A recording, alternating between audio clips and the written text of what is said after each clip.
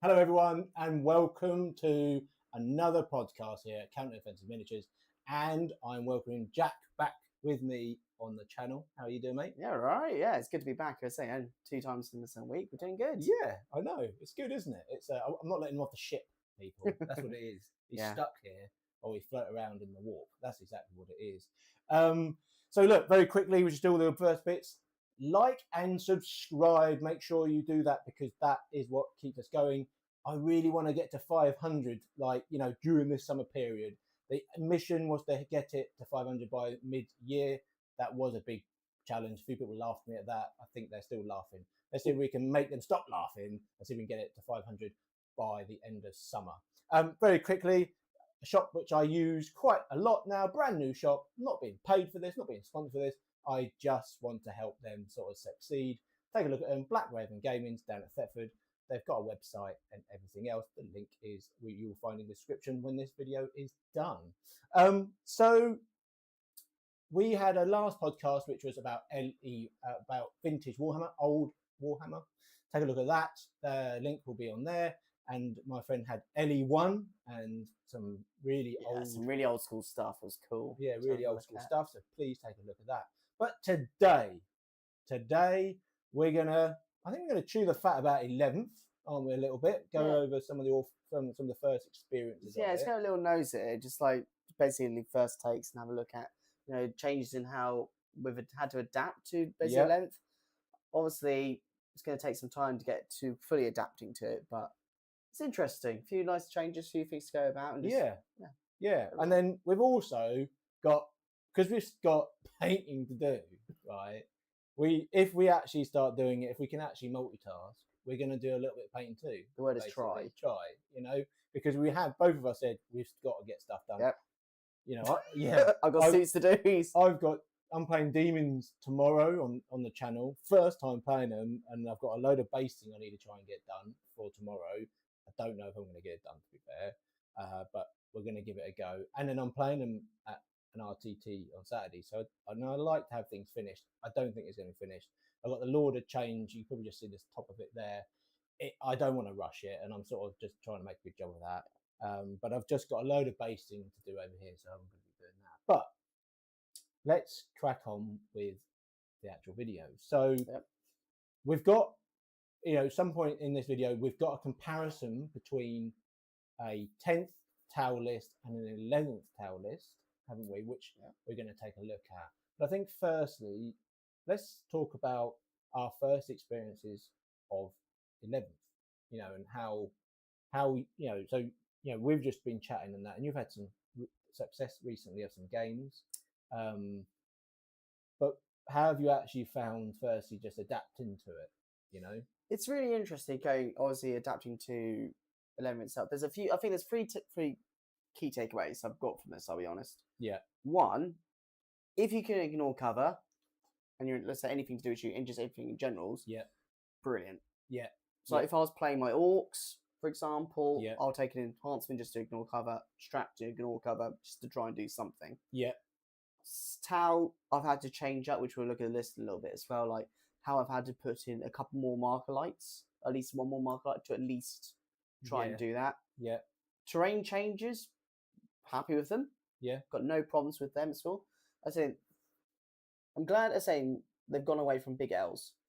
Yeah, I think it was a bit silly. Like and I can see why the non-competitive players hated them, because it's just like this big stupid MDFL bit that just it looks terrible. I'm not gonna fly. And I think most competitive players would say the same, that they just do not look that great. No. But it is what it is. It had to be that way. Time, the thing is, like, if anyone's played casual games or whatever and such, when you used to play, fine bits, I'm gonna put this bit here, that bit there, and just go like that, and wonder why you get shot off turn 2. It's like, I wonder what happens there. Yeah, it was a necessary evil.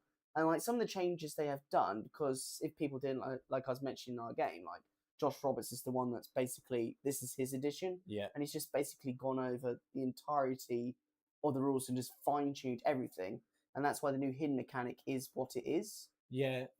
Just to get, because otherwise, if we didn't have the hidden mechanic and we have the train we've got now, you are getting shot off. That would be horrific.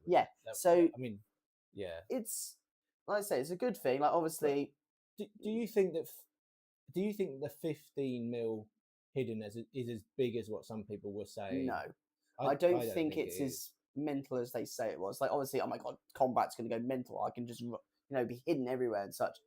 Really can't, No, it doesn't take a lot.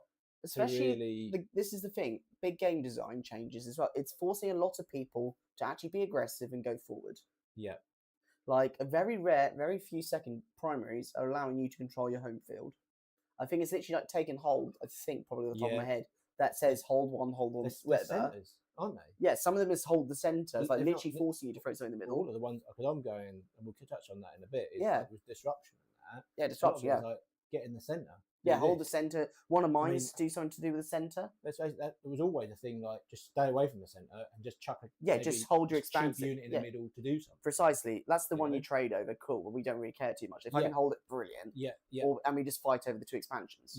And just do things like that. And it's fine, doing little things like that. Like I say, with hidden rule, 15 inch is really good. It does make some changes talking to Tal though. So I was chatting to him. It's because for my guiding, you have to be visible to me, and because technically because you're 15 inches away from me and you're hidden, you're not visible. Because you're hidden, you are not eligible to shoot. It's basically eligible, like seeing you. Basically, it's a bit. I've got to be able to see you, and because you've not done anything, you are not visible. So I have to think, okay, I've got to be within 15 inches now to do things, sort of things. This is why I like Pathfinders to infiltrate. We can do little things. But the thing is, though, the objective changes. Like, your natural expansion is like an inch off your deployment zone, isn't it? Now? There's not many. I don't think there's any which are miles. Precisely, the expansions are like super close. Which is a huge change. Because basically that's your now home deployment is that expansion. If you think of it like that way, that's the one you really need to make sure that you hold that one. I mean, there's something which I've been seeing quite a lot of, and how the dispositions and that, like, if we saw some of the reports, of some of the reports of the data and everything else, you're seeing a lot of taken hold at the top, like towards the top. You're seeing lots of purge sitting at the top. I think that we're saying purge and taken hold's a good safety net. Like, beginning of the game, just kill things, hold things. Fine. Once the game gets more in development and such, obviously people like, I was looking at now reconnaissance. Because I was looking at purge, it didn't suit my play style. Basically, because I'm not that kind of player. I'm not like a Monkar player who's just going to go, I'm going to just throw all my army at you in 3 turns and hope I kill you or not. That's not my play. I'm a 5-turn play style kind of player. So, like, I will try and do things all the way through and such and just score points throughout. I mean, I've actually decided deliberately to pick disruption. And one of my, now, those who watch me frequently, I'm not one of the best players in the world. I'm going to focus on improving my gameplay and everything else. And one of my theories is, and yes, disruption so far has been ranked as one of the sort of the hardest ones to do. But my theory about this is the fact is that if I can actually master this, then I will be a stronger player. And this is the thing: if people are so used to playing Purge and taking hold, you're going to be more used to playing that matchup in those particular missions. Exactly. So they will less likely be able to play it. So you can learn a bit more. Okay, actually, this time I need to change my list. So to include other things. So the theory is the fact is that repetition for me precisely will be higher than someone like doing repetition into me or disruption. And this is why it's important. Like, faction specialists are a brilliant thing. Yeah. You can play any meta army, whatever you can. But if I'd rather take my bet on a faction specialist over someone just taking a random top meta list. Like it will do really well. Don't get me wrong. Like say triple defile and all that. Like God, yeah, that will just annihilate someone back in a dent. But like anyone can pick that up. But like you're gonna find very quickly because I'm a demon player. Yeah. How are you going to find that tricky to play with until you play it with loads and loads and loads? Yeah, I'm not expecting to have this like nailed in. Oh it took me, and especially playing then disruption and everything else. I think this is going to take a while. You know, demons is a very unforgiving army. You make a couple of mistakes, you're going to lose everything. Yeah, I sort of feel it. It sounds very similar to knights in a roundabout way. That if you lose sort of 1-2 early game, then it's pretty much game over. Yeah, so that's what if you're playing Monster Mash, if you're playing pure Monster Mash, which Demon of Incursion is basically where it's just bring 5 great demons. Can you kill them or not? Yay or nay? Yeah. And if you kill 2 or 3 very quickly, I kind of go, oh darn it. Yeah. I mean, I've tried to stay away a little bit from that. I've tried to give myself things, and the problem is with demons is that it's the big monsters are the best things about them. Well, mate, for ages, ever since I got into 40k, probably about 2 years ago. I mean, I did it as a kid and stopped. Gotcha. I've been always sort of like, it's the models of these demons. Demons is awesome. Yeah. I mean, this one here. I know we're meant to be talking about Talon. We will do in a minute, people. But like that great Lord of Change, it's such a cool. I know it's been out for a while now, but God, it's just cool. It's pretty, isn't it? And that's funny enough. That's why demons are my main faction. I play, I dread to think how many points I've got with demons. No, it's I like them. I like them a lot, and I'm sure I'm going to be getting more bits and pieces and that. How many points do you reckon you've got, demons? Oh God! Right, shall I have a little whistle of this? Go on. So obviously we've got Be'lakor. For Sinesh, we've got Shalaxi, 3 keepers, Forge World Keeper. Right. Probably 9 to 12 fiends. Right. 60 demonettes at least, because demonettes. So basically the battle line units used to come in units of 30. Okay. So when I basically so when I was playing in 9th edition, I had an 8th ed book basically. Yeah. And we used to be able to take units of 30. So my first ever GT was with the pure Sinesh basically, and we had. And you could bolster them up to 30. Yeah, you can have 30 because basically when they were over 20 in the mob unit, they got a bonus. Wow. So like Nurgle was -1 to hit, Khorne was like +1 strength, and some demonettes were +1 strength attacks or something like that. I can't remember off the top of my head. Yeah. So that was that. Then I've got obviously Seekers and all sorts, a couple of Soul Grinders. That's just that. Then you go on to Khorne. God, what's Khorne? So you got Scarbrand, 2 Bloodthirsters, again about 70 odd blood layers. I think it's about 90 blood layers. Because I was playing Horus Heresy not that long ago. Right. And that you can actually have units of 30 again. Oh. No, so it's 20 man bricks, right, basically. Yeah. Then you got Commander, who's the name is the agent. So the Forge World Bloodthirster, who's like £200 by the way. Yeah. I need to bring him on the channel. His wings are like this big. He is ridiculous. He makes Scarbrand look minuscule. Is that a can you just order that? Or is that a pre-order? Yeah, no. It's an actual Forge World kit. You can buy a resin kit. Yeah, it came out a few years ago. Right. Got that, and then Blood Crushers, about 20 Blood Crushers. Yeah. Dogs, 15 to 20 dogs. Yeah, it's ridiculous. That's just those 2. Zinch, birds. Yeah, it's 20k points probably. Like. I can literally field my own team for teams. Really? Easy. That would be quite cool. It's literally what can we use for teams? Yeah, all 4 guys. Yeah. No, that's cool. So we came here to talk about Jack's Tau list, and I did stitch him up a little bit. Yeah, you did, yeah. I said it'd be really good just to have a chat about your 2 lists, 10th to 11th. Then I decided to go, let's have a look because I think this is awesome. And then Jack now sends me a message saying, "Jeez, man, they're going to literally rip me to bits on this." Yeah, you're telling me this is the best list ever. And I was like, all right, pressure then, mate. So I have stitched them up a little bit. I still do think it's a very strong list, but I do also think it is actually a really good example that we can sort of show, the 10th side and the 11th side. So let's just get the 10th list up, and hopefully this is going to work here.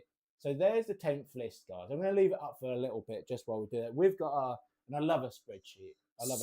So I'm gonna leave it. It's a really interesting thing. So I didn't play Monka. Yeah. In a 10th edition. No. Okay. Reason being because I'm a hipster and I don't like playing the most meta things. I'm a hipster. Yeah, I'm a hipster for 40k. There you go. So basically, my jam is the same for anything. When I was playing card games, anything, I like taking crap things and making them work. That is genuine. I'm coining that, mate. Yeah. I'm a hipster. Yeah. Let's say if you look at my orcs on the channel, if you look at my demons on the channel, it's just not. I play something that people don't play. I'm good. I like that. And this is the thing; it'll catch people out. Yeah. Because people aren't used to it. No. Like they say, oh, it's Monka. It's like, no, I'm not Monka. And they go, oh. Yeah. Okay. What is it? And they just literally sit there and puzzle. I've had that all the time, and I used to play them in thing. But if we go back to saying the spreadsheet real quick, let's have a little look. So the really interesting thing with 10th edition is that you were able, when I put, let's say, Commander Farsight, obviously you could pick the characters with different people. Yeah. Which was really good back then, because Farsight allows you to +1 wound if you're within 9 inches. Yeah. So, okay, I'm against heavy infantry. I'm going to put him with, the burst cannon squad. Yeah. Oh, I'm against elite stuff. Oh, I'm going to put him with the plasma gun guys. Yeah. Brilliant. Yeah. And you just switch and vary to what you're doing, which is fine. So changes we had. So we had, obviously, we still got Farsight, which is lovely. Shadow Sun, I love Shadow Sun. Yeah, it's probably the best low knock character I think I've ever used. I think it might be best because to sort of go through the reasons. Let's look at 10th and why you had that. Like, why was your 10th list looking like that? What made you do that? And then what we'll do, because we've got the 11th form, we'll show that in a minute. So what made you sort of go with that 10th list? I'll take it off now. Basically, it's the toolkit. Yeah. Basically, when you build any list, I ever do, you got to think about a few things. Like, always you got to think about how you all those different things. Yeah. And you always got to think, right, if I'm playing a horde against a horde person, how am I killing that? Yeah. If I'm playing elite's fine, because basically that kind of goes, for me, that goes into both categories. If I'm playing attack, Imperial Knights, how the hell am I killing Imperial Knights? Yes. Or and what was different with 10th was if I draw Terraform turn 1, I need to do my action. Yeah, and the same thing. Yeah, actions turn 1s. Like, okay, you gave me a tempting target. What's going to do tempting target turn 1? Yeah. And that's where you went through the literal things. It's still like the differences from my 10th list to 11th list isn't much, but it's got subtle changes. Yeah. So I decided to go a couple of cold stars, same cold star, one with uppy downy with rockets. Yeah. That's not changed. Both for the lists up here now. Yeah. So the enhancement guys the exact same. So the suits uppy downy guys fine. Then I got the other commander in cold star, same sort of thing, rockets and such. And he's got. It just gives me a movement because what Monkar had is the advance and shoot. Yeah. I can get the movement now, which is quite nice. Yeah. With another burst cannon squad in this one. Yeah. So the change I had for this one. So in my previous one, Farsight used to go with the plasma squad. Okay. And rapid ingress in, happy days, +1 wound, strength 9 guns, down 3 damage. It's not terrible. Yeah. Then I had uppy downy guy with rockets, still the same. Yeah. Then I had what was it? We've got Sunforge. So this varied slightly. Sometimes I had the remaining cold star go with basically another burst cannon squad or something like that. Okay. That was the burst cannon squad. Yeah. So that was 3 of the suits. And then I had the last one to basically go with the melter squad. Okay. So that, because obviously 10 melters in a squad, not terrible. Yeah. I know some people are still doing that because I was reading a couple of lists from this weekend that people are still doing 10 melters, which is fine. The problem is, though, as we saw in our game, they're only 12-inch range. If you screen me out, how the heck am I going to get in range of them? Yeah, that's probably one of the shortest. Yeah, they're really short range. They? Obviously, you could take the different attachment, make them 18-inch range, like the +6 range one. Yeah. Solves a little bit the problem. Yeah. But it does, they're okay. They're basically, I would rather have them as throw them in there, shoot something, kill something, die. Yeah. That trade. Always, if I'm happy with the trade, it's fine with that. Dark Strider was something I put in as I started playing. Yeah. Because he's just deep strike denial 12 inches. And he's actually got buffed now because basically he can now get a mini low knob, which is the 15 inches hidden. Okay. Which is lovely because he hasn't got a low knob. Okay. Because previously, if I was playing anti-tank, you just got shot off. Yeah. Other little bits and pieces. The piranhas are staying in. Yeah. I think a piranha is superb. It's a kit to have. especially like in our game, I scouted 9. Oh, I went first. Oh, I got plundered turn 1. Move 14th. Yeah. Done. Yeah. Plunder's an awful one to try and get Battle done. Shock, which Yeah, is really which strong is now, really good now because isn't it? so I can literally try and force Battle Shock, and it's permanently basically Battle Shock now, which is very good. Yeah. Um, So if we looked at the, I'll just put the list back up on. So on the 11th, this particular, you've got Advanced Acquisition card and Retaliation card, and now that gives you the choice of Purge the Foe and Reconnaissance. So at the moment, you've probably been siding with Recon. Yeah, so I played a couple of games with Orcs. So I've done a few games. Yeah. I played 2 games of Orcs, well, 3 basically. Yeah. And I did one with Taken Hold Orcs, one with Purge Orcs. Yeah. The problem is, you're playing Purge, it has to go with a very aggro play style. Yeah. Because you've got to kill more and do things. I was like, okay, fine, whatever. Yeah. It just didn't suit me. Yeah. Reconnaissance, however, does suit my play style away because obviously you've got to pick and go with it, which is fine. And the Advanced Acquisition Cadet is the one I went with because there was another one, a DP one I couldn't take because it has Retaliation in it. Okay. And the other one was pretty rubbish from what I remember. Yeah. And this one basically, I've got Pathfinders and Stealth Suits anyways. Bonus, free extra strats and free abilities. Yeah. Happy days. So, like I said, so if you go on to like my 11th list now, where some changes come in. Yeah. If I went back to my 10th list and such, the points actually did not change at all. When I looked at it after the points update, the pluses and minuses actually was still 2k. Right, yeah. But there has to be some changes. Yeah. Because you can't do exactly the same thing. No. And some of those, obviously the first thing you got to think about is who's got to go with who. Yeah. And why. So the first thing I did is Farsight now goes with the burst cannons. Okay. Best thing about, so Retaliation Cadet saw a change in that, obviously, previously it was a 12-inch. If you were within 12 inches, +1 strength. Yeah. If you were within 9 inches, +1 AP. Problem now, deep strike changes. Means that if you can deep strike 8, everything will be +1 strength and AP. Yeah. Okay. So now, what they've done now is it's if you're within 8 inches, it's +1 AP. Farsight, though, is really cool still because his ability hasn't changed. His ability is for every model in the unit, basically, you get +1 to wound if you're within 9. So now I can deep strike within 8 and get +1 to wound. That's really good. Yes. Isn't it? Where if you last time. Yep. That was obviously worded in a way because of deep strike being 9, didn't it? So you couldn't just. So yeah, so I was 9.1 away, so I couldn't. Exactly, so you can that's why I would have to spend 2 CP. Yeah. Or spend 1 reduced one. Yeah. To therefore make it +1 AP. Yeah. Or, sorry, +1 strength. Yeah. So that's solved a few of those problems. Yeah. Also, burst cannons now going to 90 points. Okay. Bargain. Yeah. So they can't. They're saying they used to be. It's dropped by 20, about 20 points. 20 points, isn't it? Yeah. Something like that. Yeah. Let's have a quick look. Yeah. Star side. They were 110, went down by 20. This is why I think a lot of lists are seeing 2 of them now. Yeah. At least 2 of them. If you bring the third one, it costs more. Flamers are 5 points per flamer, so that's 30 points more if you want a flamer unit. I think they're okay. In Retaliation, they're quite alright because the AP one. Yeah. Because of if they shoot anything but monsters vehicle +1 AP. Yeah. Within 8, 2 minus 2 AP. And I mean, am I right to sort of think that actually you haven't? Where some people look at flamers and go, yeah, I'm going to have that because it ignores cover. In a roundabout way, that is for you as a Tau player. That's not as exciting because you sort of think, well, I can get that anyway. So the only quirky thing you can do with them, this is where flamer ones come in quite nicely, is that you go with a small unit of 3 with flamers. You give them the marker light drone, so they can deep strike marker light something to give them. You can all go and then flame something else because they don't care about what they hit on. Oh, okay. So okay, that's quite cool. Yeah. Okay. And it's the same like little tech thing I did once. There's probably enough in this list we're looking at. Is that I bought basically an enforcer guy, like 80 points enforcer. I think it's in our game I played with Twilight.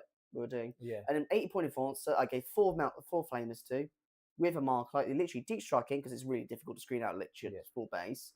Mark light, so just flame 4 flames into something. Yeah, cool. Yeah. And it's the same principle. Like you don't mind spending 110 points for a unit of 3 flamers, basically. No, they go out, flame something, will die in return, but they can marker light something. And this is why now you've got to be able to marker light. Yeah. So this is where we were looking at my list, and I had to put in a Farsight team back in. Let's have a look. It's 55 points. Yeah. It can infiltrate. It's got low knock. It will die to a cough. Yeah. But literally, its sole purpose is to marker light. Got ya. Like, I don't mind where it's going to go. As long as I get line of sight, because line of sights are easier now. Yeah. I literally look at you and go, I'll get mark right, done. Yeah. Don't mind it. And is that the one with, sorry, is that the one with Lone Up? Is it? Yeah, it's the little Lone Up, the guy with a little nice. thing in front of him, type good. deal. Yeah, that's good. Twins went up in points again. Yeah, got 20 points. I know. Now, I don't know what point, because we got the points here. Just that was the previous update, was 185. It was at 185. Yeah, because they were about 165, 175 when they came out. Yeah, so that was the actual. Yeah, so 20 No, points. they're still good. They're still very good, and especially in mine as well. They can fire and fade. They can +1 strength and AP. Yeah, you just go, your plasma god's AP 5. Sorry, but it's like when you're in combat and you just go burp. Yeah, it's in combat. I got melter in combat. Sorry, yeah, sure. The combat's not sensational, but it's combat, and this is where I was saying Farsight. Many people didn't like Farsight. It's the problem if you take Farsight, you can't take an ethereal, which gives you CP because they don't like him. Right. Basically. Okay. Lore-wise, they just go, nah, screw you, Farsight. And that's why he's a loner by himself, with a gimpy leg and all sorts. I've noticed you've got now a lot of, like, I would call sort of like, you got your Crew Hounds, Hounds, Pathfinder teams. You've seemed to have a lot more worker units. Yes, MSU. MSU. That's it. Yeah. Yeah, technical term. Yeah. MSU saw play in 10th edition. It did. So like Eldar were very good at MSU. These just 5-man bricks are just doing everything. It's like I just can't, whack-a-mole. Yeah. All these different things. I think MSU is super important level now. Yeah. Because you need units that can do actions. Yeah. A lot of if you're building towards a primary list that requires actions, you've got to take loads of units. Yeah. Loads of units. Yeah. Or really resilient. Potentially, yeah. Just something like, you say your Beasts and Nogas, for example. They're resilient. So I don't mind spending 150 or 170 points, whatever they are. Yeah. For a unit 2, or just a unit of 1 for 70, and just go, right, I don't mind. Yeah. And that's what I did when, we played demons. You spend the unit 1, or Orcs. You go, I've got Commandos, split them in half. That's 2 Commandos units. Or Storm Boys unit, 65 points. I don't care if that dies. Yeah, yeah. But it's doing points. And like this one, Crew are OC0, the Crew Hounds. But a lot of mine actually don't care about them in particular. Like, I've got one which is engaged on all fronts. Fine. They scout 7, move 12. Nice. Off you go, dogs. You're going to die, but that's 6 points if I get on all 4. I've got ones like one of them in particular, which is basically I have to go onto your objective to take away the tokens. It doesn't say anything about OC or doing an action. No.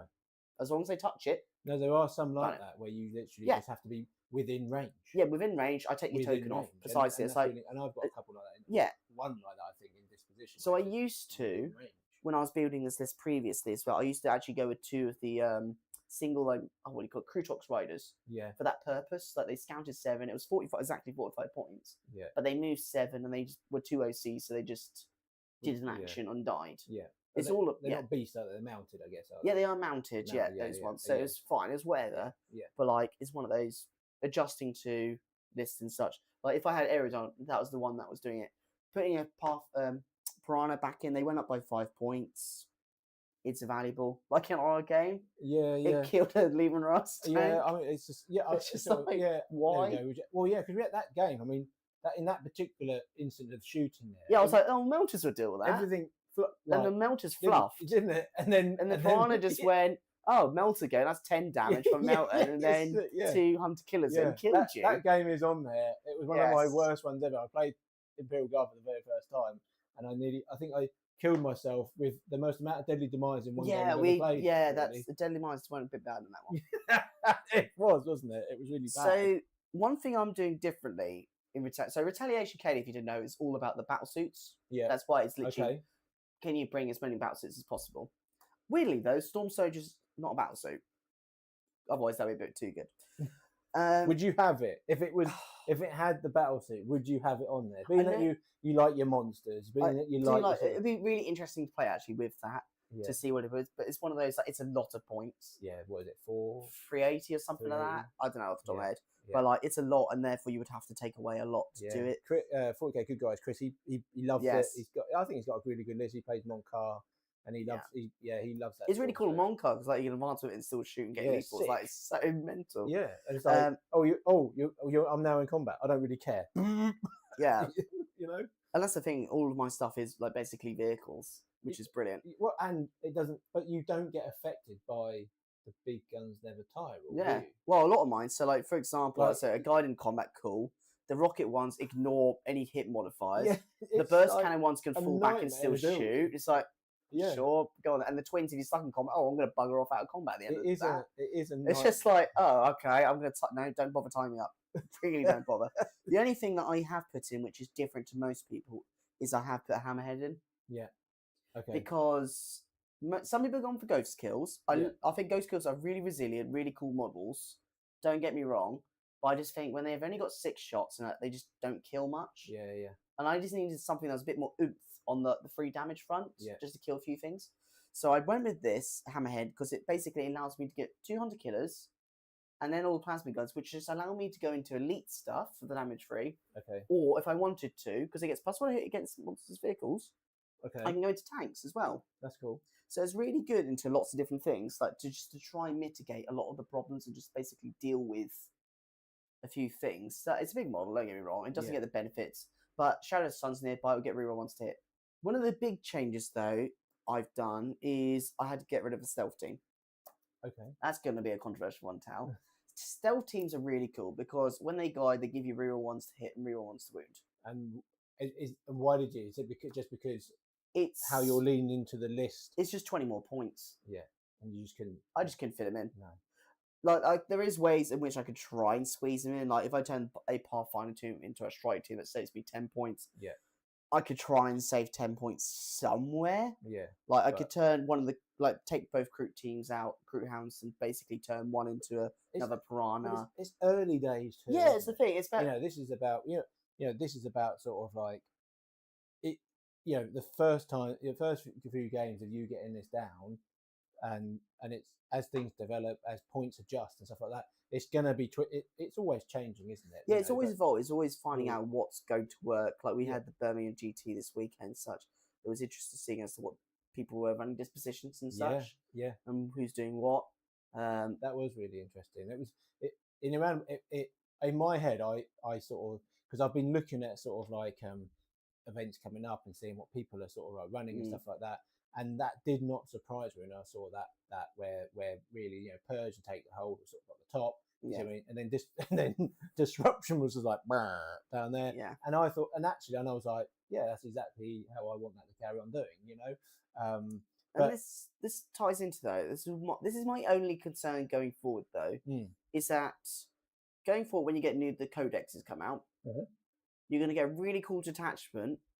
You're then going to look at the disposition and go, oh. Yeah.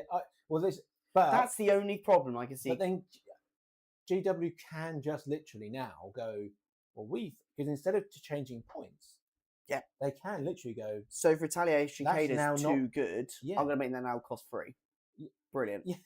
Yeah. I'm happy or they with might go, well, actually, that's not really Purge, is it? Potentially. Now Disruption. They could potentially. That's one of the things they could do. It's like the concern about that is like where before they would generally just maybe adjust the points, wouldn't they? Really, to actually sort of do that, or there might be some errata changes. And this is why we had single detachments, because basically 9th edition. Don't know if did you pay much? No. So 9th edition, I'll tell you the story time with Jack here. Basically, orcs ruined detachments for everyone. Right. Because basically, we were allowed to. So you had like force compositions. Basically, you had 12 command pods. We didn't start with 0. We started with 12. Okay. And you actually worked, and you worked your way down. And if your first detachment was free. Right. Okay? Perfect. If you bought another one, like basically you lose free CP and you bought another detachment to go along with it. Which is, fine within 2,000 points. You do build your list, whatever. Problem though, it meant that people mixed things. So when you were looking at orcs, one half of the orcs was pure shooting. So basically one of the attachments they had was to do the squig buggies. Yeah. And they used to be in units of 3. This is why they're now single units now because of this problem. So like squig buggies, every time an orc vehicle killed something and shooting, they got +1 to hit. Right. And this is why indirect is on 4s now because of this problem. Because they used to go, I hit on 5s, okay, +1 to hit. I'm now hitting on 4s, +1 to hit because I killed another unit. Went on 3s, hit on 3. Like it was mental, and literally you got tabled quickly because they'll shoot. And then what they did is the other half of the army was the basically war horde, where you just Okay. went full in Goths, killed everything in combat. And that they went Orcs broke it. yeah. So basically, they had these two things merged together, which became mental good. They just went, okay, now that's a bit ridiculous. You can play pure, and that's Okay. why we now had for until recently now, for the entirety of 10th edition was that's your detachment. That's all you're playing. And I know that's sort of, and I get it, and I do like this. I'm gonna lie, I do like it. It does give you sort of more flexibility. I think the concerns I have is when they start in as we progress through and start adjusting stuff, because they're not. I don't think they're just going to adjust points. I think they might in the first instance, but eventually they're going to they're going to look at different things that they can put and tweak. And the problem is like if you've got something as an example, I don't know, a fault. There's a fault with your car, right? And then you start pulling this wire out. Then you might pull that wire out. Then you pull another wire out, and eventually you find the problem. And then you think, well, actually, where did all the rest of the wires go? Because they've pulled it all about, and then they've maybe messed something up. But actually, really, all they need to maybe do was pull that lever. Do you know what I mean? Is, I don't know if I explained that right. But... yeah, I get you on about it. And I literally just make an absolute pig's ear of it. And that's, I'll be honest, that's kind of what happened in 9th edition. In that they went, oh, guns are too good, so now we're going to do wound caps. Yeah. Okay, cool. Oh, AP's too good now, so we're going to give the entirety of anything in the power armor of contempt. Right. As literally your army rules, you now got armor of contempt because AP was too good. Okay. Oh, invuns are too good now, so now we're going to make weapons that ignore invuns. Oh, I'm a demon army now, so now when I get my codex towards the end, we're now going to have something called demon saves, which are completely different to invuns. Just to get over the fact that we can now ignore invuns. And it was just it's just ridiculous. That's why in 10th edition we had to just redo everything. Yeah.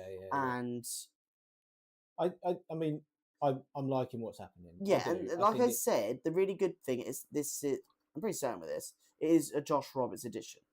Right. And if people don't know who he is, he's basically plays for Team England, or I don't know if he still plays for Team England. Probably doesn't anymore. So his job. And basically, he got hired to basically balance the game. That's his job. So he doesn't come up with for data sheets, for example. That wasn't his job. Was to create the data sheets. His job was to go, oh, you've just made something really broken. Now I've got to fix it. Thanks, guys. So, like for example, like the Quillans, the Imperial Guard guys, that basically went on their data sheet when they came out because they were a kill team. They could deep strike 3 inches away. But they could rapid ingress and deep strike 3 inches away. Okay. Yeah, there was nothing on that data sheet that said otherwise. Obviously, this is why with deep strikes are now 6 inches because of them. Yeah. And so like things like that, you change things like that. I And also they said you can't do that. Yeah. But rules was written as such. You were able to literally deep strike 6. Yeah, it was stupid. So what I was wondering is whether we have a look at just. And I'm trying to get deep on this one, but whether we look at one of your missions. Yep. One of your primary missions, because we don't want to give away Jack's speakers. The speakers on. Hello everyone, we are back on now, and apologies. I'm just checking that we've got microphones and everything else. Yes, we have. Give a wave, Jack. Say hello. Hello. Back again. We are back. This is the second time this happened to me again while doing a podcast. I don't know why it's happening, but so where were we, Jack? While I sort everything out, what we thought we were gonna. Yeah, we're gonna look at my disposition basically, and look at a few things. Yeah, I'm just gonna finish up this little bit. Yeah. So basically, what I wanted to do was have a look at your list and then compare it to one of the first missions. Basically, just not first missions, but just one. No. I can look at a few. It's fine. And we'll just talk it. We'll just talk it through. So I think we are all back on, guys. If anyone is, have you got your cards on you as well? I have, yeah. Yeah. So what I might need to do is just have a look at what the opponent's one is as well. Yeah, 100%. We'll dig that out. I've got cards everywhere. That's something as well you need to take into account is when looking at the cards. Like, oh my god, my mission's so good, whatever. Yeah. But actually, when you look at the opponent's one and go, actually, theirs is just better than me. and actually taking into account. So, like for example, one of them I was doing was when I was playing Taken Hold versus Purge. Yeah. So I was just testing it out. I was playing and I was just like, I'm actually like in the actual game, I'm actually beating you here.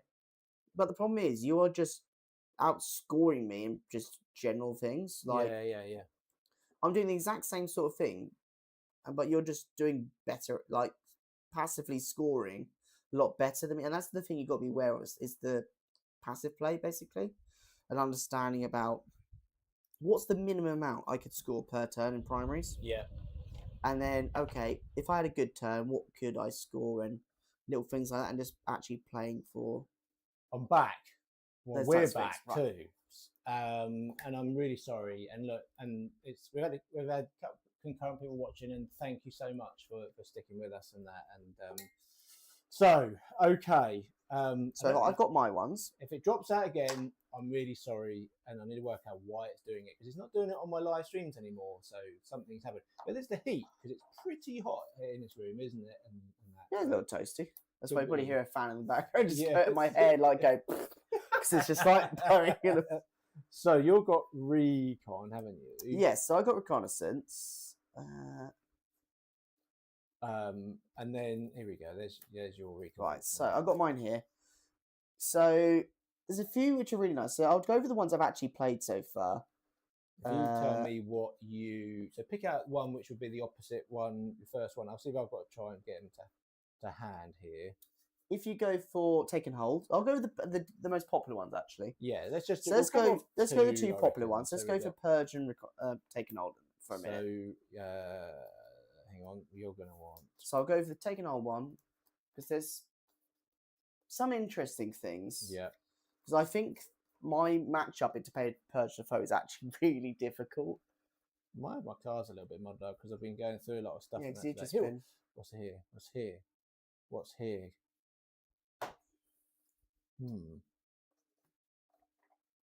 Good say. Anyways, I'll go for my Taken Hold one for you. So for Taken Hold for reconnaissance, you get this is basically I've got engage on all fronts. Okay. So it's literally engage. If I'm not within 6 of the battlefield, I get 3 points if I'm in 3/4, 6 points if I'm in 4/4. Oh, okay. Yeah. And I can do that in turn 1 as well. I've got it here. It here. So there one. So yeah, in turn 1 I can score 4 up. It's literally 6 points. Yeah. For doing that. And it's just literally I've got to be in the half. I don't need to be in anything else. My any bat rounders and this one as well. So I get engaged on all fronts as my any bat round. Also, for Taking Hold, I get 1 point for every unit destroyed. Oh really? Yep. So and then the opposite one to your one on the Taking I got Hold. 1 bit more though. So that's my any bat round. I can get basically I can score 7 points for just doing basic things. And the last bit is at the end of your command phase, I could just control 1 or more objective, excluding home. So I control my side expansion for 3 points. Yeah. I do engage for 9, and then I just need to kill 6 units basically for max. Is there actions on that? Sorry. Nope. No. Only 2 of these I think have actually actions. That is it. Okay. Yeah. So their version, which is we're talking Taking Hold, aren't we? Yep. So their version would be Purge and Secure. So they would have one or more enemy units were destroyed this turn by a friendly unit within range of so it's basically you kill something on an objective for points, or you kill something and you're on the objective. Basically other way. Just kill the turn within range of one or more objectives. Okay. So they're going to get points for destroying stuff. Yeah, but it's only 3. You don't get both. No, which is fine. So it's like, okay, 3 points, fine. And then basically your typical sort of for each objective marker you control, excluding your home objective, you get 4 VP. 4 points, yeah. So what's this bottom one here? You control at the end of your turn, you control 1 or more objectives you did not control at the start of your turn. So it's a and they can do that turn 1. So basically you just take an actual expansion, that's 3 points. Yeah.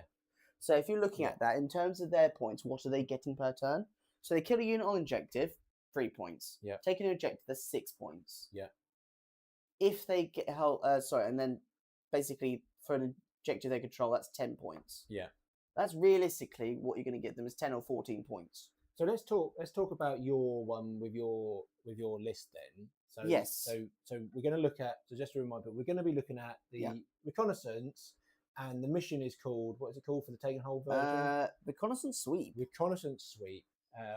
Then we'll have a quick little look at, here we go, that's the list. So, like I said, so I had to make some changes. So for this one in particular, I looked here and, okay, if I'm doing engage in all fronts, I need things I don't mind throwing out. Hello, dogs. Right, okay. 45 points and Piranha. Piranha and dogs. Yeah, okay.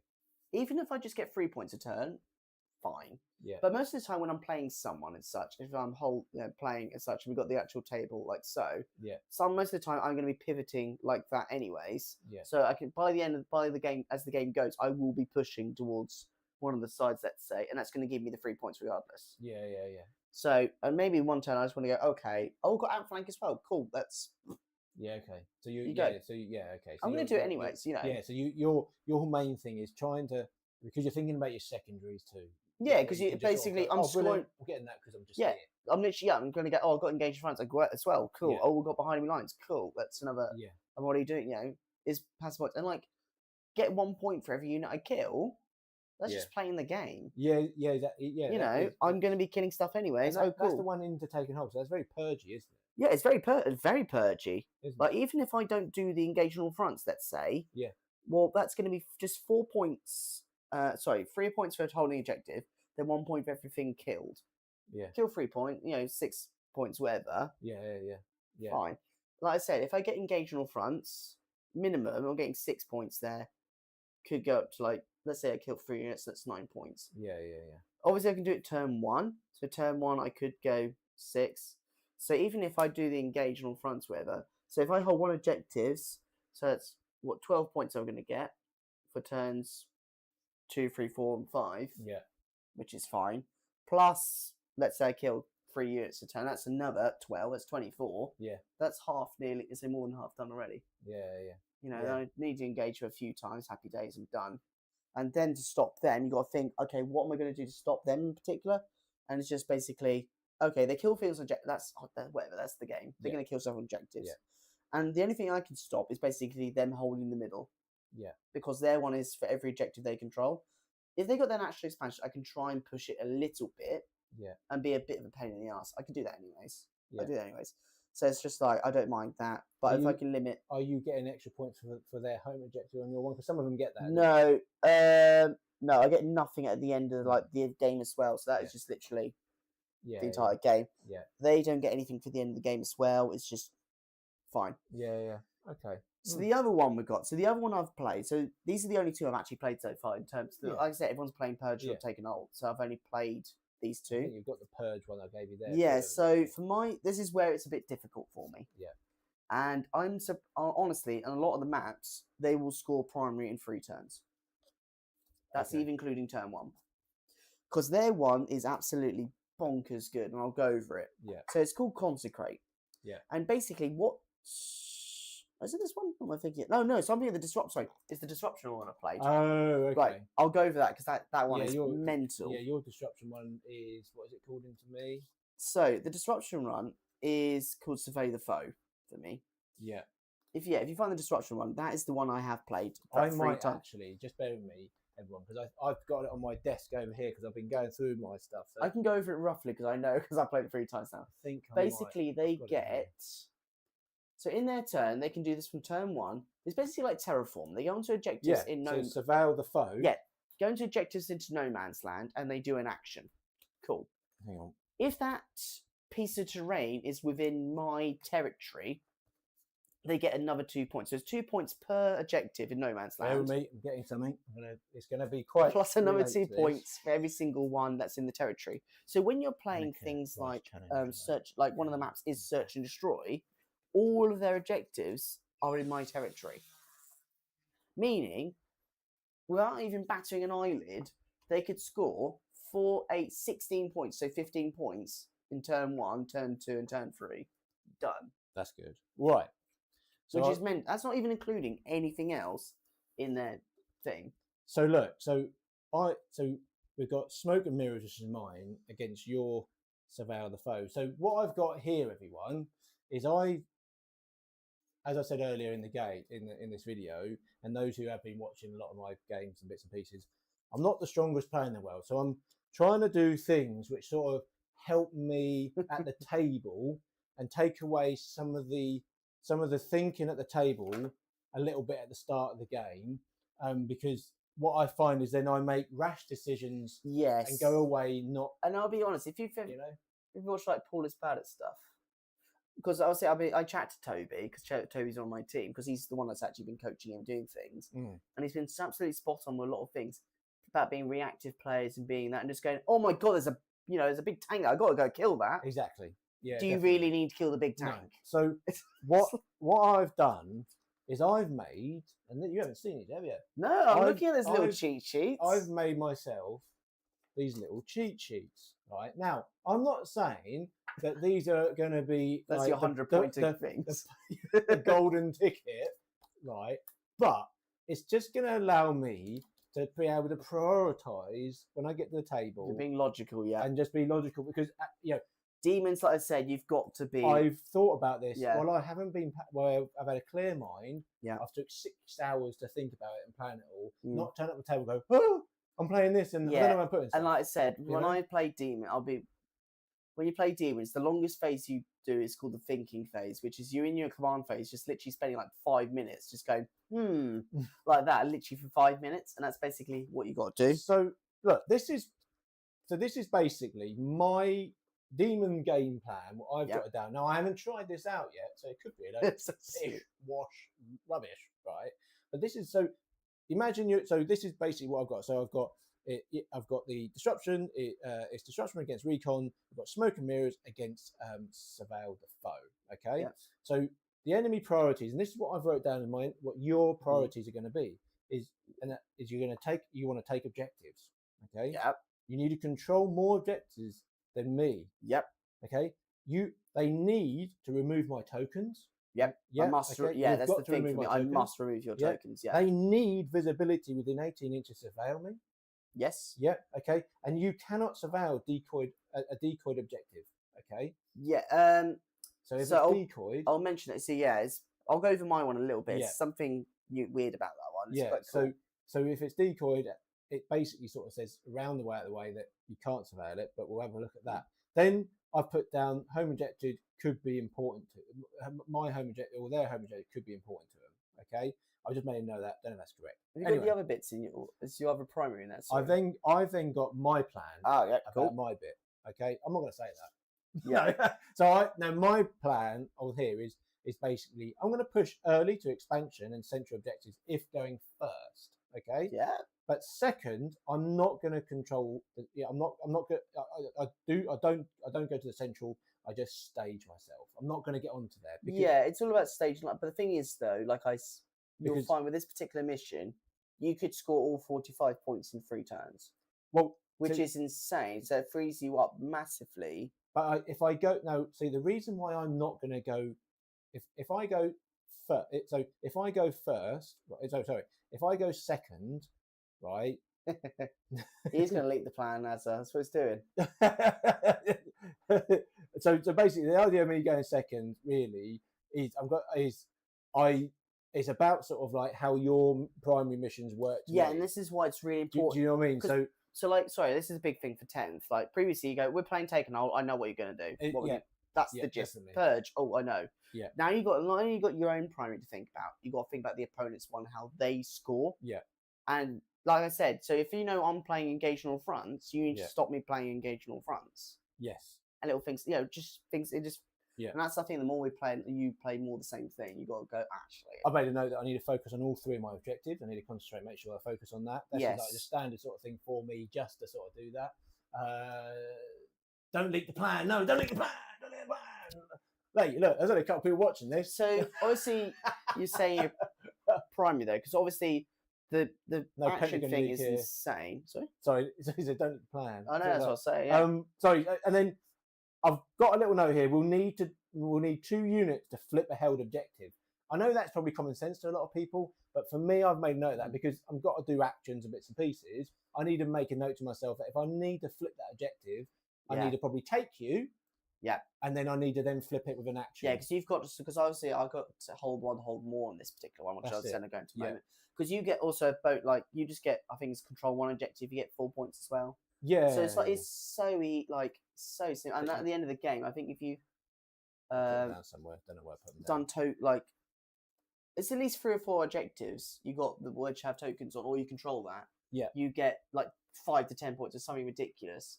You know, you should be realistically. If I was playing that one, I would really try and push out and just get primary. Like even if you leave their national expansion, it's fine. So if I look at my one, then for this one, basically I've got to do the opposite. I've got to take the tokens away from him.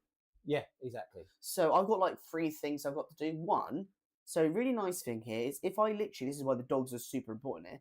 I literally touch your objective with a unit, that token is just gone. Yeah, it's really easy. I don't need to control it. No. But the really important thing is the wording here is I can't daisy chain from one objective to another and take off 2. It's one. It literally says one objective. I was like, okay, fine. The second thing I've got is basically, it's basically guiding for Tao. Yeah, it is. Yeah. It's literally, I go, I see you right over there. So, but this is really, the wording on it is super important though. So I get 4 points. Fine. I can do this for this is a turn 1 thing. Unfortunately, the taking things of objectives, I can't do turn 1. Otherwise, that'd be 5 points. Yeah. It's basically, I look at you and I do an action within 18 inches. I get 4 points. Caveat though, you can't be on an objective. No. So I literally have a surveyor unit that's not an objective basically, and I get 4 points. Fine. I don't mind that. Yeah. So because this is a really nice thing is that my little my little Farsight team, wherever it is, the little lone dude, is going to guide something because that's not an action, and then also just go, I see you over there. Yeah. Which is fine. I don't mind that.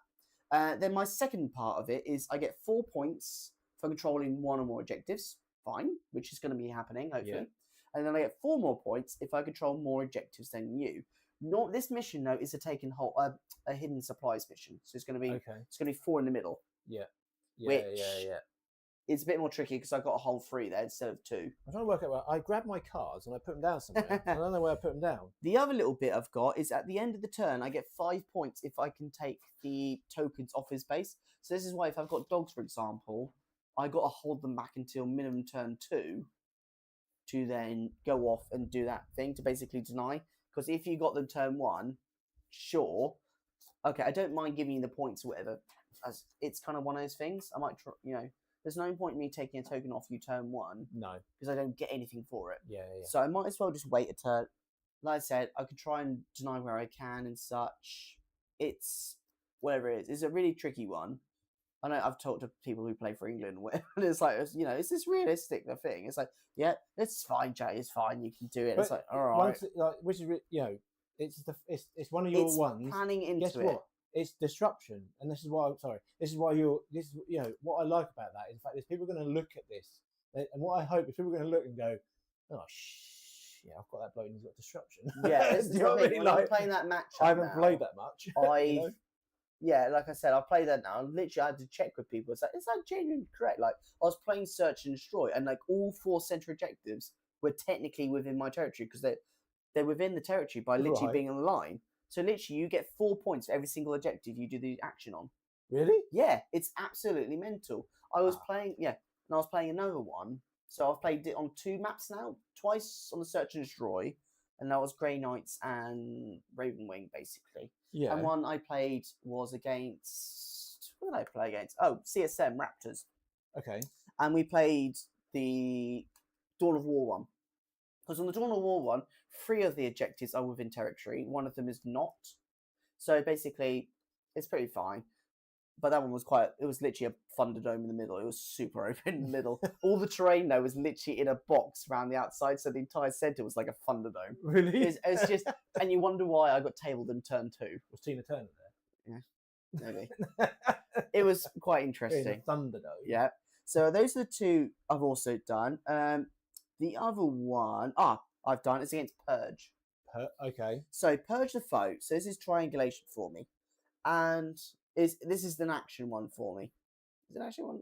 Yes. I think it is. Yeah, it's an action one. So I've got a couple of action ones. So this one basically is I go onto an objective. Yeah. I do this from turn 2, I think. Yeah, from the second back round. I basically walk on the objective. I control it. I do an action. 4 points. That's 3 points. That's all right. And it's permanent points. Okay. So if I triangulate on one objective, it's 3 points. So would you send your dogs out in that? No, because they can't do actions. So piranha, go. Okay. And this is also a hidden supplies map. So it's going to have 4 objectives in the middle. Okay. Yep. So that's a really important thing to know is when looking at these, sometimes looking at the maps and going, actually, how many objectives do we have here? What have you got in your list then? Because obviously... So basically, because the objectives are quite close, I would think about a game plan here as to what I'm going to do.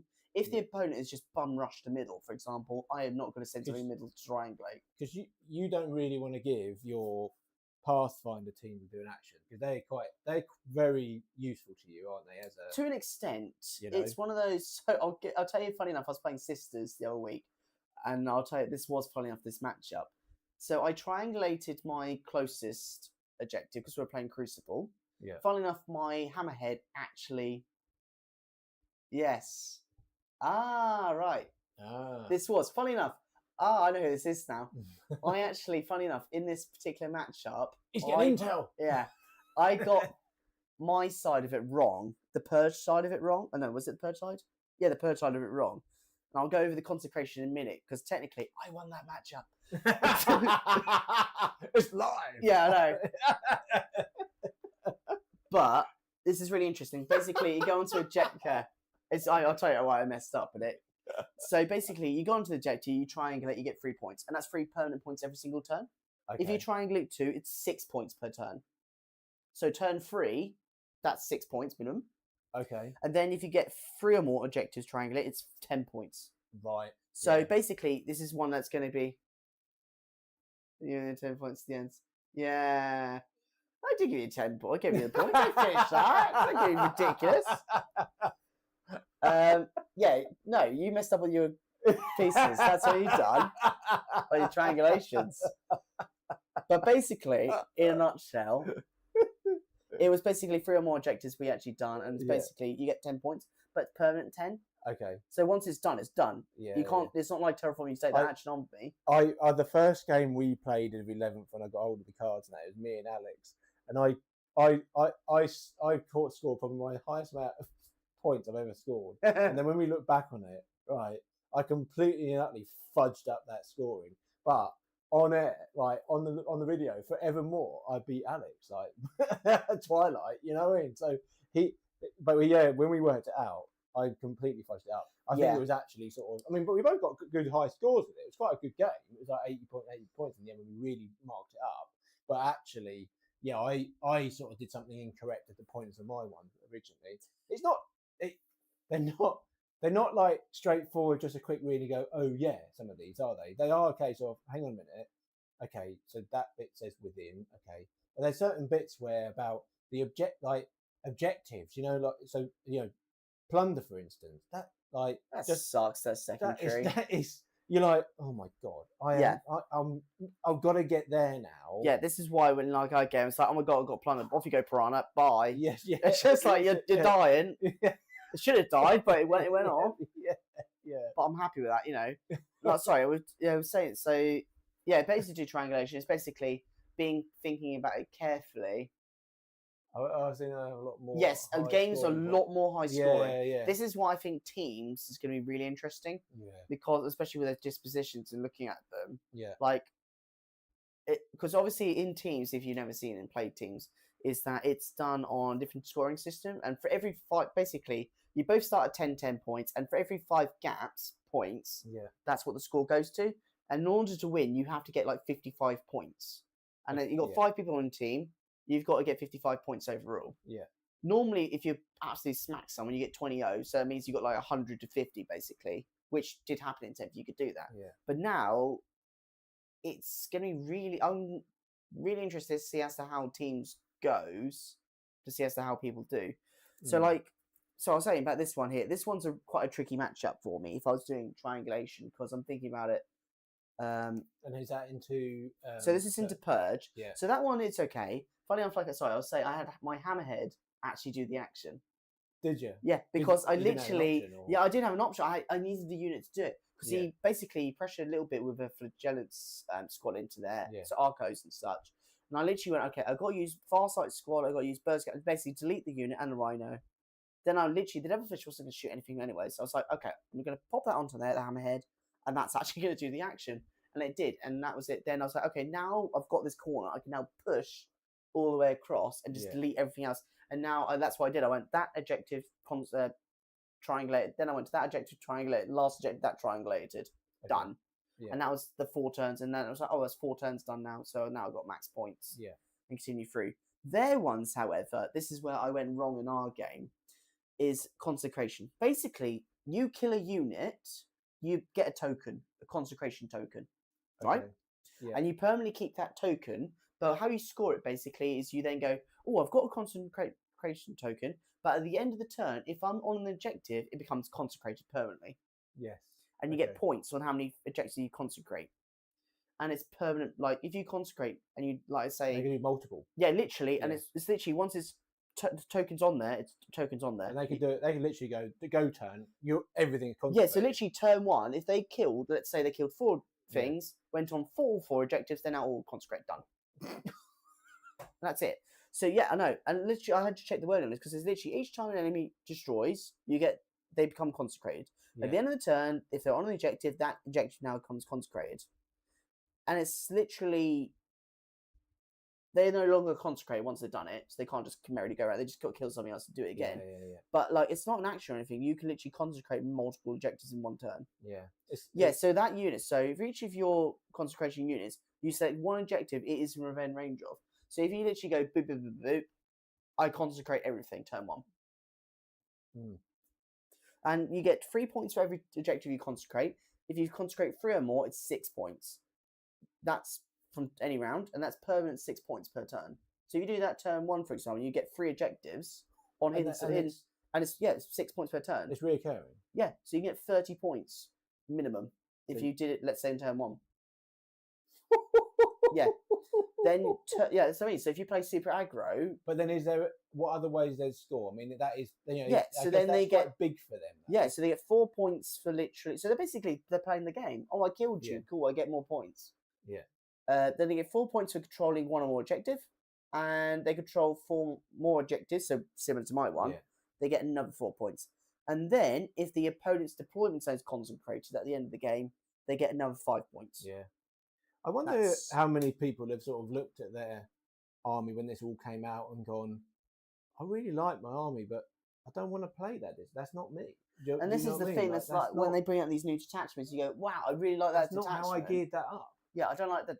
I love this detachment. It's really cool. But, oh, God, that primary is awful. Yeah, exactly. And this is why I hope they do change some of the primaries. Like, obviously, like they were saying, they're going to change it every month for the first 3 months to double check. That's only going to be points, though. But it's going to be points, and it might be like... I doubt this is going to get changed. You never know. Like, honestly, it's this edition now. They might change it. They might go, actually, 5 points is a bit too much. Let's change it to 4 points. Yeah. So, like, yeah. Oh, the points. Okay, yeah, literally little things like that. Subtle things. Like I said, the one I was saying where they score 4 points per one. Yeah. That's insane. Like I said, what other primaries have we ever played where you can literally max primary in 3 turns? Sorry, what was you playing in Necrons? And then when it came out, what was the detachment rule which actually made you go, oh, that's not what I really wanted to play? What was that? I'm trying to think of other things I've done, like, look at it and just go, oh. So, like, my Blood Legion is now dead. Is it? Yeah, because the problem with the fight phase has changed. Mm-hmm. So the reason why Blood Legion was really cool is that basically the Blood Surge, it got buffed. It's an 8-inch aura now, not 6. So it used to be, if you get within 6, I roll D6 and I go. Yeah. Now it's 8 inches, so it's a massive aura of me just going, haha. But the problem is now, if you don't charge with any units, you fight before me now. But the thing is, because it's 8 inch, you're not going to be able to make get into combat. No, because you're within 8 inches now. I roll a 6, I'm now within 2 inches of engagement. Oh, of course, yeah. Yeah, so it actually is completely fine. That's why it's really cool now. Like, I was like, oh, yeah, it's really good. Yeah, 8 inch engagement. But then what made you think, well, actually, I'm not... The problem is the whole interaction with combat. So, for example, let's say we play a game and I do my Blood Surge into 1 unit. You fight me before I fight you.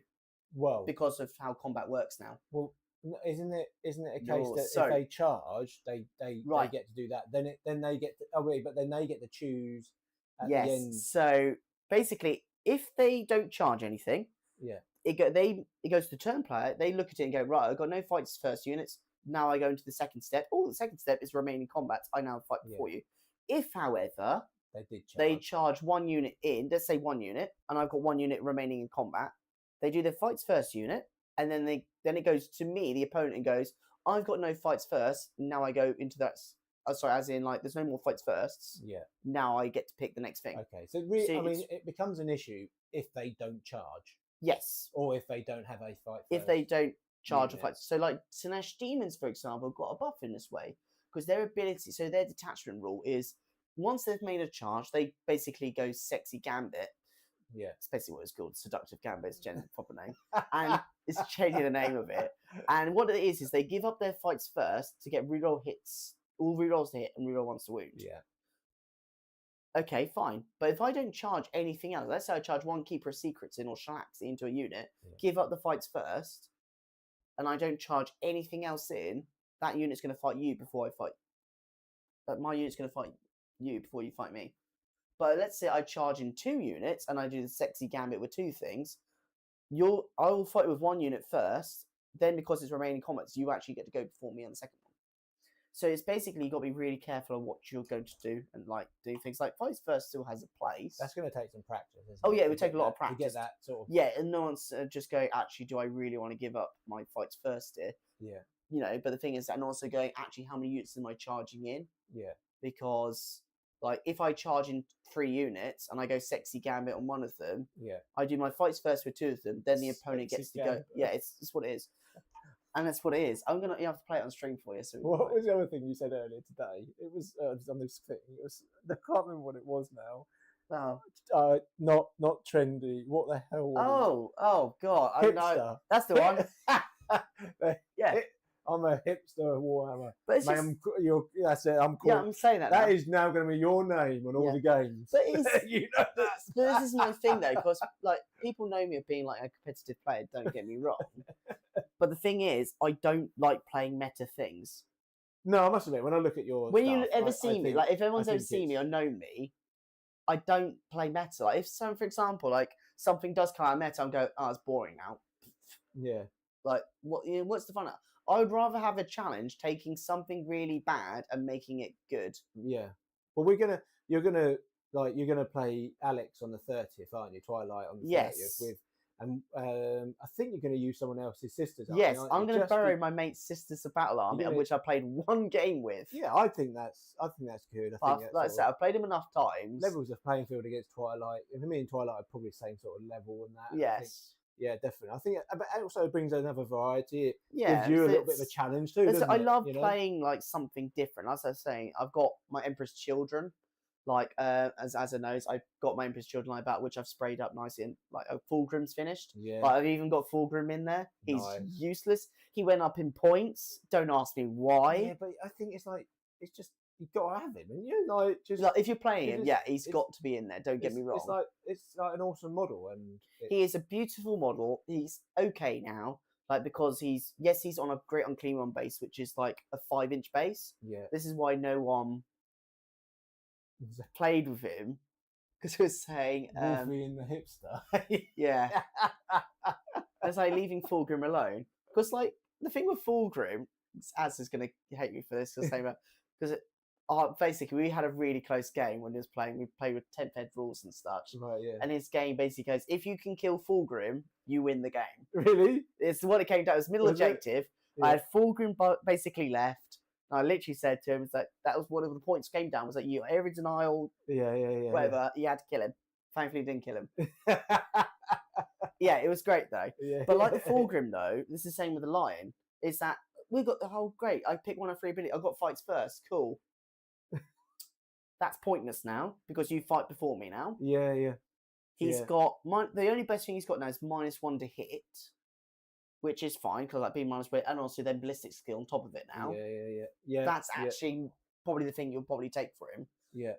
And the other ability is if you fall back within 9 or 6 and whatever 9 inches of him, if you do a leadership check, you fail, you got to stay in combat. Okay. Which is quite cool because it means you can lock things up.